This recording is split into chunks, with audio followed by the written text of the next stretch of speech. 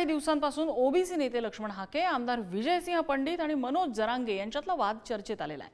राष्ट्रवादीचे आमदार विजयसिंह पंडित यांनी मनोज जरांगे यांच्या आंदोलनाला पाठिंबा दिलाय, त्यामुळे त्यांचे बॅनर्स लावल्याचं हाके यांनी म्हटलं आणि त्यांच्यावर टीका केली आहे। विजयसिंह पंडित यांनी राजीनामा देऊन मराठा आरक्षणाच्या आंदोलनात सहभागी व्हावं। त्यांना मनोज जरांगे यांना पाठिंबा द्यायचा असेल तर त्यांनी द्यावा, पण आधी आमदारकीचा राजीनामा द्यावा, अशा शब्दात ओबीसी आंदोलक लक्ष्मण हाकेंनी अजित पवारांच्या राष्ट्रवादी काँग्रेसचे आमदार विजयसिंह पंडित यांच्यावर टीका केली आहे। तर पंडित यांनी हाकेंना जोरदार प्रत्युत्तर दिले।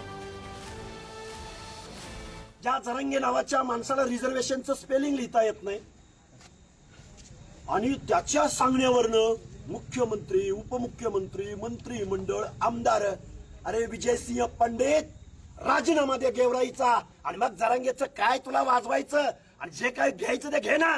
संविधानिक पदावर राहून तुला असा पाठिंबा देता येणार नाही। आमच्या ओबीसीच्या आरक्षणाबद्दल तुझी काय भूमिका आहे ते सांग अगोदर। ओबीसीचं झोपडं उद्ध्वस्त करून जरांगेला पाठिंबा देत होतो, हे कायद्याच्या सभागृहातल्या संविधानिक पदावरच्या माणसाला शोभतं?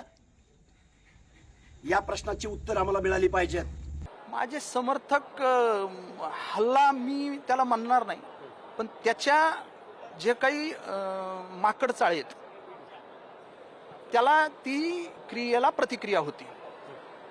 विनाकारण लोकांना उद्युक्त करायचं, उचकवायचं आणि कायदा आणि सुव्यवस्था कशी बिघडल चिघळल अशा पद्धतीने जाणीवपूर्वक तिथं येऊन लोकांना भडकवण्याचं काम त्यांनी केलं आणि लोकांनी त्याला उत्तर दिलंय। ह्याला छोटा रिचार्ज मी म्हणेल, त्याला रिचार्ज केला की तो पळतो। कोण रिचार्ज करतो काय नाही आता पुढच्या काळात मी खुलासा करेल, मला माहिती आहे। जरांगेंच्या आंदोलनाला यांना जाहीर पाठिंबा द्यायचा आहे, आंदोलनात सहभागी व्हायचं आहे। अरे लाखो रुपयांची, करोडो रुपयांची बॅनर यांनी मतदारसंघात रस्त्यावर लावलेत। विजयसिंह पंडित, प्रकाश सोळंकी आणि बजरंग सोनवणे, तुम्ही तिघांनी पहिले राजीनामे द्या आणि जरांगेच्या आंदोलनामध्ये तुम्ही सामील व्हा। तुम्ही महाराष्ट्राच्या विधानसभेमध्ये आणि देशाच्या कायद्याच्या सभागृहामध्ये सर्व लोकांचं प्रतिनिधित्व करता। आता मी त्यांच्या समोर बोलत होतो तर पळून गेले।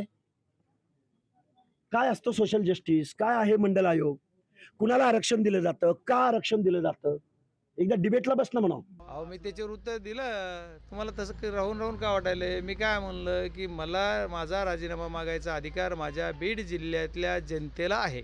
ज्या की बीड जिल्ह्यातल्या जनतेनं मला निवडून दिलंय, ज्यांनी मतं दिलेत आणि ज्यांनी नाही दिलेत अशा सुद्धा बीड जिल्ह्यातल्या जनतेला आहे।